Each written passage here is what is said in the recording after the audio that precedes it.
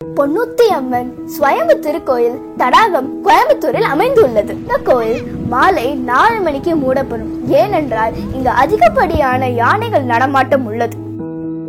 இங்கே வந்து பார்த்தால் உங்களுக்கே தெரியும், இந்த கோயில் இயற்கையின் வடியில் உள்ளது. பொன்னுத்தம்மன் கோயில் சுமார் 2 கிலோமீட்டர் காட்டுக்குள்ளே உள்ளது. இந்த கோயில் அம்மனுக்கு மட்டும் சிறப்பில்லை, நீர்வீழ்ச்சியான தீர்த்தத்துக்கும் சிறப்பு. வண்டிகள் வைக்கும் இடம் மிகவும் பெரிதாக உள்ளது.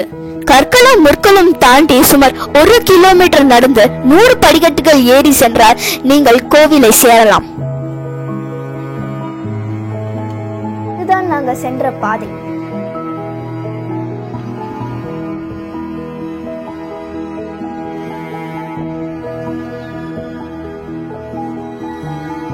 இங்குதான் படிக்கட்டுகள் தொடங்கும் இடம் ஆகும்.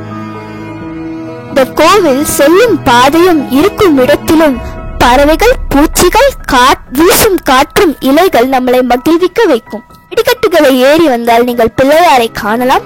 மற்றும் ஒரு சுமார் 20 படிகள் இறங்கி சென்றால் நீர்வீழ்ச்சி மற்றும் கோவிலை தரிசிக்கலாம்.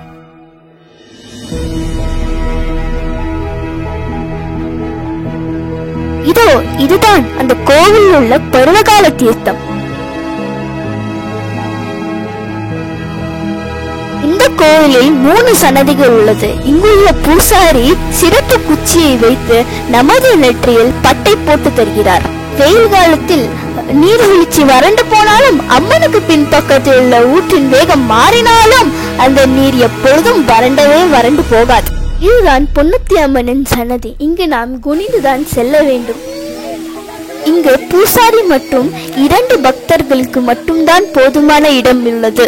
இவ்வளவு பெரிய பாறாங்களுக்குள்ளே நீர் சுரக்கின்றது, அது தெரியுமா? அருகில் உள்ளதுதான் ஸ்வயம்பு அம்மன். பக்கத்தில் உள்ள சிலைகள் செதுக்கப்பட்டது. இதுதான் அந்த அம்மனுக்கு பின்பக்கத்தில் உள்ள வற்றாத ஊற்று. இதுதான் கோவிலுக்குள் இருக்கும் காட்டுக்கு செல்லும் வழி. நாங்கள் முழுதாக செல்லாமல் எட்டி பார்த்துவிட்டு வந்துவிட்டோம்.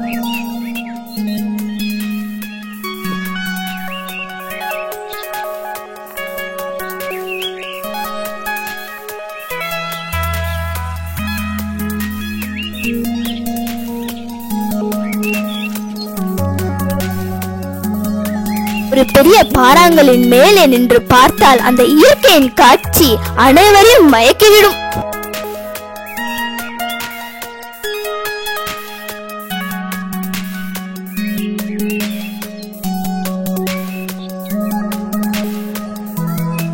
இந்த பாறாங்கலின் மேலே நின்று பார்த்தால் இந்த கோயில் இப்படிதான் தெரியும்.